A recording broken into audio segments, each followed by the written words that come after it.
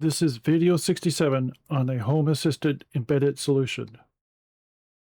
ESPHome LVGL has 26 plus widgets.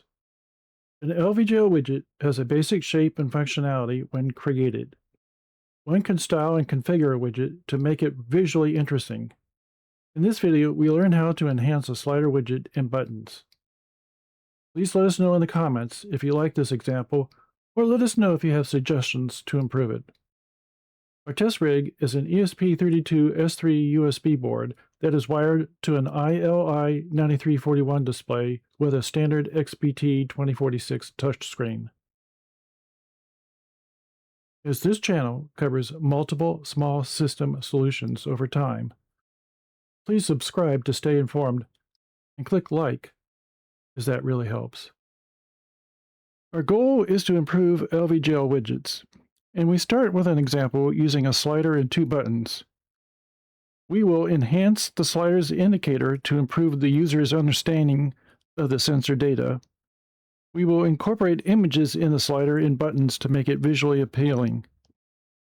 Also, we had a secondary goal, which is to use the latest 2025 November builder. We have been reading that the November builder had improvements. Our previous project had been built on the early October release. Therefore, we updated it to 2025 11.4 and noticed a speed up. We found that the November release states that the ESPHome team made code optimizations and connection improvements.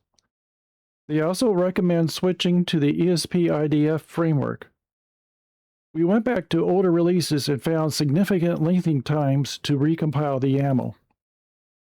Moving back to the November release, we noticed that our ESP32 device connected quicker and with a stronger signal. Finally, the service's integration setup to Home Assistant was improved.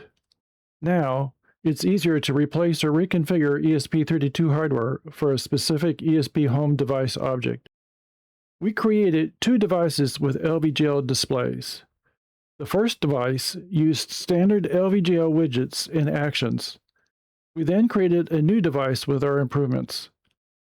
Let's look at the first device display. You can see that it has a slider in the center and has the two buttons. We can change the value by clicking on the slider knob.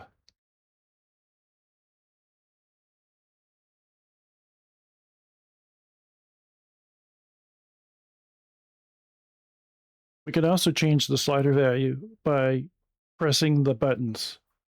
The right button will increment it,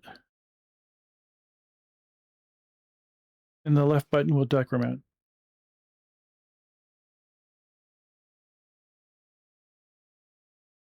Now let's get ready for the next device. Here's a demo of the revised display. You can see that the value is currently 50. We could take our stylus and click anywhere on the display. That sets the value of the slider. We can also press the buttons.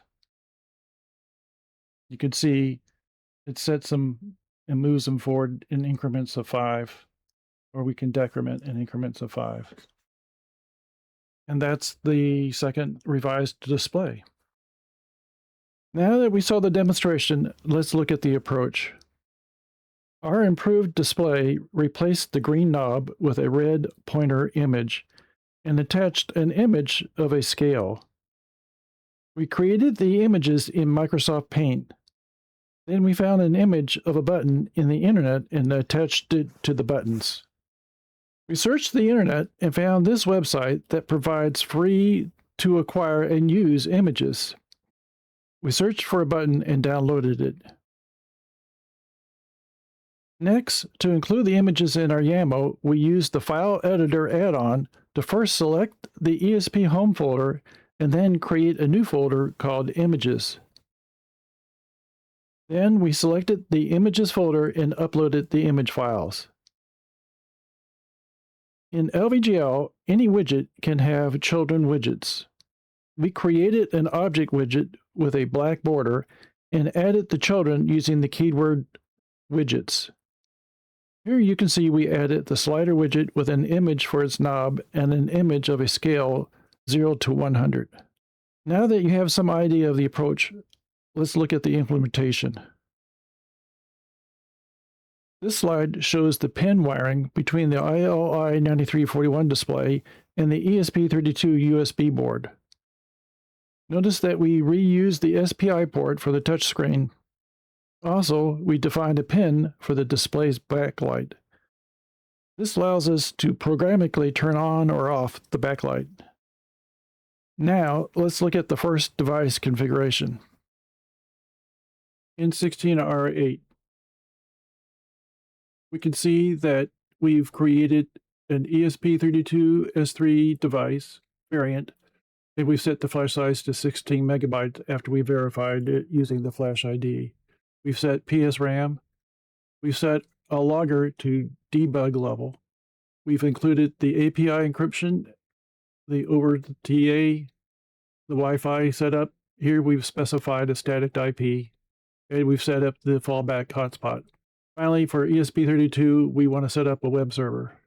The rest of this is the definitions for the actual hardware. First, we set up a backlight PWM. We then defined the SPI and the display. These are the pins that we discussed. If you use different pin outs for your touchscreen, you can change these settings here. We've put the display in landscape mode. And here you can see we've set up the touchscreen so that if you touch it, it resumes any screen that has been put to sleep after it's been idle for 300 seconds. Here's the LVGL setup. We define the display and touchscreen that are above. Here's the idle timeout, and it impacts the backlight by pausing it. Now we set up a page. We've set our background of our page as white, and we've added the label, slider, and button. The label for the slider is just the value of 50. Here's the slider, which we set at the value of 50 and put it in the center of the display. If we move the slider value, then it's going to update the value label. Here's the first button. This is the right button. It has a lambda to calculate the increments that we want to move the slider to. So it gets the current value of the slider, divides by 5, multiplied by 5 to get the closest increment in steps of 5. And then it adds 5. If that value is greater than 100, it sets it to 100. It puts this message into the debug screen, and it sets the value of the slider. We also have a definition to update the label with the current value of whatever this calculated. We do the same thing with the left button, except for instead of incrementing, we decrement by 5. And that's it. All right, let's look at the second program. The definition for the device is the same as we just saw.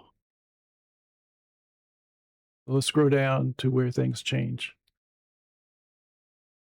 The first change is the addition of the images. So if you recall, in the approach, we created and uploaded several images. So if you recall, we put them in a folder called images. Here's the arrow, here's the button right and left, and then here's the scale image. It was important to set the transparency for the alpha channel. Otherwise, we got a black background on each image. So this makes it transparent. Here we have the SPI and display touchscreen settings, which are the same as on the other device. Okay, we're coming to the LVGL setup. Again, we have the initial setup of the LVGL using the main display and touchscreen and the idle timeout, the same as before. We have the label defined the same as before, even with the default value of 50. However, now we've got the definition for the object, which has a black border and is set into the middle of the display. Inside of this object is the slider and the image of a scale. Here you can see we've set the knob source to this knob image that we've uploaded. Here you can see we set the image for the scale to the definition up above. And here is the button definitions. Again, we've set the button equal to the images that we defined up above. And now we've set the width and height and radius. We did this to hide the original button so that it is directly beneath the image. We have the same code as before. And the left button is the same, except for it uses a different image, and it's decrementing by a step of -5. And that's it. In summary, in this video, we demonstrated a code example of a better screen using an improved slider. We demonstrated our before and after screens that turned a slider into a gauge. We discussed our approach. We discussed the test rig wiring, and we walked through the YAML. Before we end, we wanted to mention the Flash ID diagnostic utility of the ESP tool. It's helpful to know what the device can actually do. And finally, we hope you found this discussion on ESPHome LVGL widgets interesting and can find a way to incorporate it into one of your projects. Thank you for listening.